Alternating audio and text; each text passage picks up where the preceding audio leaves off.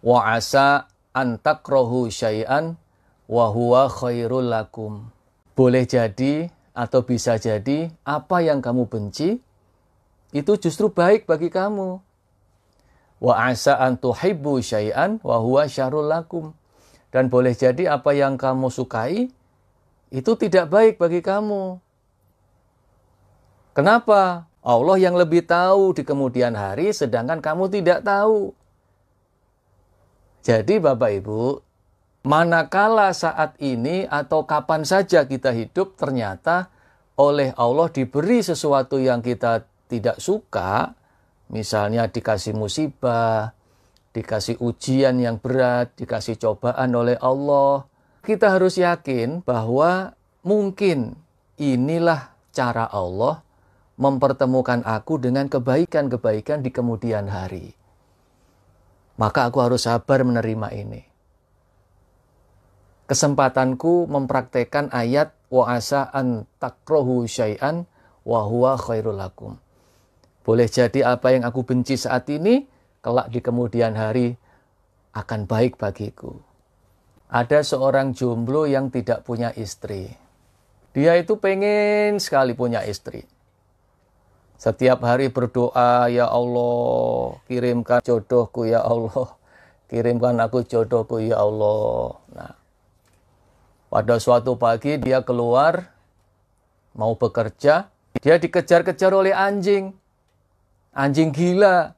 Larilah si jomblo itu. Nah, tapi larinya kalah cepat.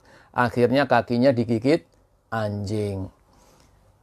Luka berdarah. Dia bawa ke rumah sakit, dirawat oleh perawatnya dengan sabar. Perawatnya perempuan kebetulan. Ya. Pada waktu dirawat oleh perawat perempuan itu, si jomblo ini ya kesakitan, istighfar, astagfirullahaladzim, astagfirullahaladzim. Nah, rupanya perawatnya jadi simpatik. Ini soleh banget orang, nggak pernah mengeluh sakit, tapi istighfar terus, dzikir terus. Nah, mulai senyum, senyum, senyum, senyum. Nah, si jomblo juga begitu, lihat perawatnya kok kayaknya sering tersipu malu. Nah, lama-lama connect. Setelah connect, lama-lama ngobrol punya ngobrol. Ya, akhirnya si jomblo ini melamar perawat itu. Ternyata perawatnya juga sendirian, jomblonya juga nggak punya istri. Nah, ya, ketemu dengan jomblowati. Akhirnya nikahlah, ya Allah pertemukan jodohnya di situ. Itu namanya hikmah. Coba tadi kalau apa namanya, si jomblo tadi nggak sabar, mungkin protes pada Allah. Ya Allah, yang aku mintakan jodoh ya Allah, kenapa yang kau kirimkan anjing ya Allah, malah kakiku digigit anjing kayak begini. Dia komplain. Tapi dia sabar, ya Allah, pasti ini ada hikmahnya. Ternyata memang Allah mau mempertemukan jodoh si jomblo ini di rumah sakit. Nah, bagaimana mau masuk rumah sakit kalau dia nggak sakit? Maka oleh Allah dibikin sakit. Nah, gitu loh Bapak Ibu ya, Masya Allah. Memang rencana Allah itu indah. Tapi kadang-kadang banyak manusia yang tidak menyadari. Ketika dapat musibah, komplain, mengeluh, protes kepada Allah. Kenapa kok begini sih ya Allah, kenapa begini? Padahal mau dikasih enak itu, mau ditolong. Tapi banyak yang nggak sabar. Sering orang mengatakan, dengan kalimat mutiara akan indah pada waktunya. Itu sebenarnya maksudnya adalah bahwa ketika dalam hidup ini kita dikehendaki takdir atau qadar yang kita nggak suka, yang kita benci, sabarlah, akan indah pada waktunya. Itu maksudnya penerapan ayat wa asa an takrahu syai'an wa huwa khairul lakum. Nah, sama dengan peristiwa Nabi Musa ini, peristiwa Musa remaja ini. Jodohnya ada di negeri Madian. Nah, Musanya di Mesir. Kalau tetap yang satu di Madian, yang satu di Mesir kan nggak ketemu. Maka dibikin oleh Allah bagaimana supaya Musa ini keluar dari Mesir menuju negeri Madian.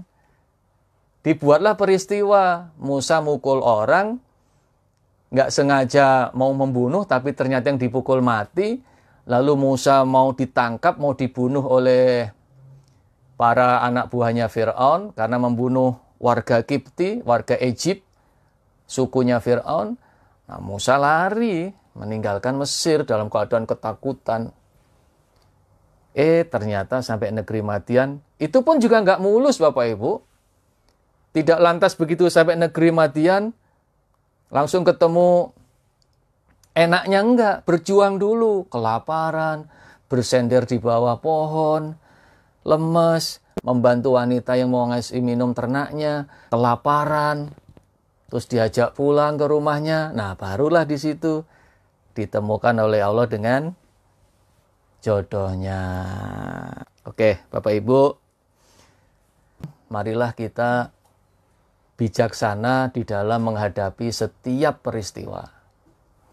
Mari kita bijaksana di dalam menghadapi setiap qadar-qadar Allah yang diberikan kepada kita.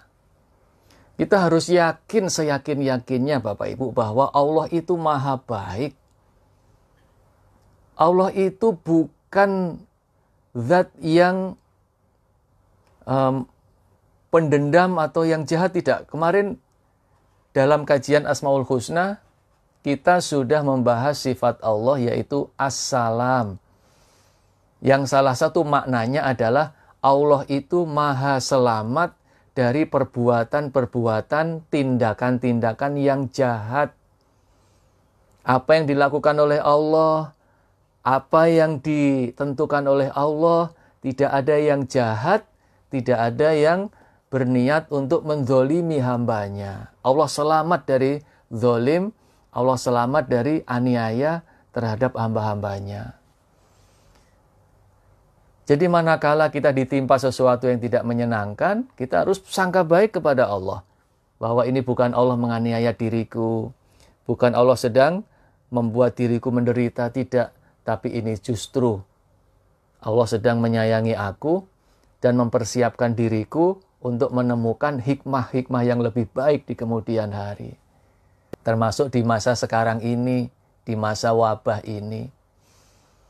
Semua merasakan berat. Semua, hampir semua. Yang pedagang yang merasakan, yang pegawai karyawan juga merasakan. Pemilik-pemilik perusahaan juga merasakan. Para orang tua juga merasakan bagaimana beratnya mengurus sekolah online anak-anaknya, putra-putrinya di rumah. Semua merasakan Bapak Ibu beratnya wabah ini, kondisi sekarang ini. Tapi yakinlah bahwa semua ini pasti ada akhirnya. Ada akhirnya. Penderitaan yang tidak ada akhirnya itu hanya penderitaan di neraka. Demikian juga kegembiraan. Kegembiraan yang tidak ada akhirnya itu hanya kegembiraan di surga. Kalau di dunia ini kadang gembira, kadang menderita. Itu biasa. Kullu na'imin zailun ila na'ima ahlil jannah. Setiap nikmat itu pasti ada habisnya, kecuali nikmatnya ahli surga. Wa kullu hamin munqati'un ila hamma ahlin nar. Dan setiap kesedihan itu pasti ada akhirnya, kecuali kesedihan ahli neraka. Jadi, sekarang ini kita harus sabar.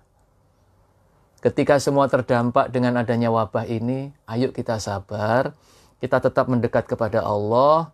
Tetap yakin kepada Allah bahwa ini ada akhirnya. Selama menunggu kondisi wabah ini berakhir, kita dituntut untuk terus yakin, percaya kepada Allah bahwa la yukallifullahu nafsan illa wus'aha.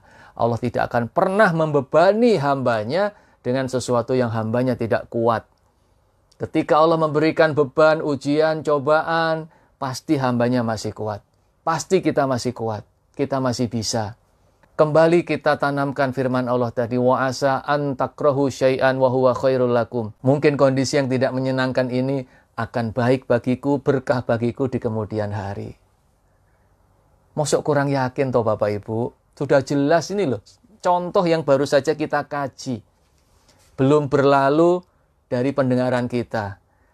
bagaimana Allah ingin menempatkan Musa menjadi menantu seorang nabi. Bagaimana Allah ingin memuliakan kepada Musa, dilepaskan dari lingkungan kejahiliahan di kerajaan Fir'aun. Dengan cara seperti itu.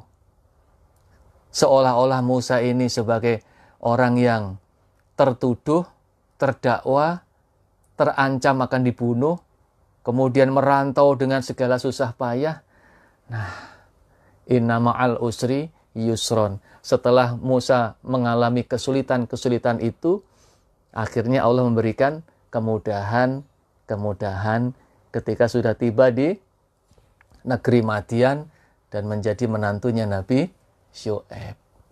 Bapak Ibu, jadi kalau sekarang ini kita sedang usri, sedang dalam keadaan sulit, tinggal nunggu yusronnya.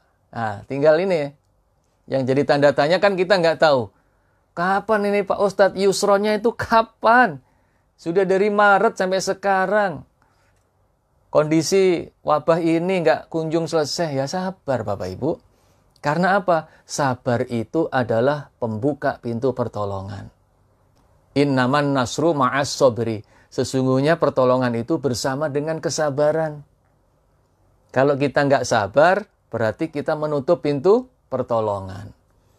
Kalau kita pengen pintu pertolongan ini terbuka lebar, kita harus sabar.